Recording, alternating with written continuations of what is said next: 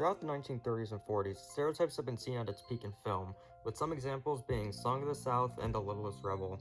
Not just with live action, but even with animations such as All This and Rabbit Stew and Disney's Dare Pharaoh's Face. Not to be confused with types, a stereotype is much different from a type. Types are usually seen as parts of a specific person's character, while a stereotype is generalizing an entire group of people and is usually untruthful. Some modern examples of types are Tom Cruise being a type for action movies or Robin Williams being a type for comedies. And some examples of stereotypes are that most Asians are smart or that all African Americans are poor.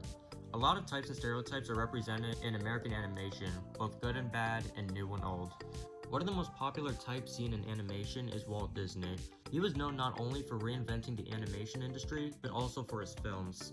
From 1923 to 1949, Disney made only animated features, totaling 11 movies and dozens of short films. Because of this, he was most associated with animation, and it wasn't until 1950 when he made his first live-action film, Treasure Island.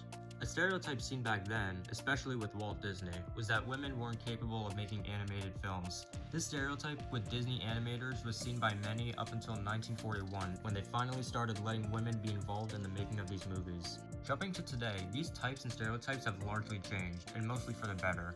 Disney is still seen as a type to be involved with animation, but not just animation.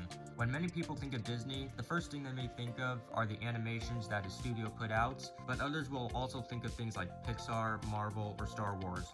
There are also more women working on these films than ever before, some of which being the person most involved with the making of them, such as Jennifer Lee with Frozen and Frozen 2, and most recently, Von Thorn with Wish.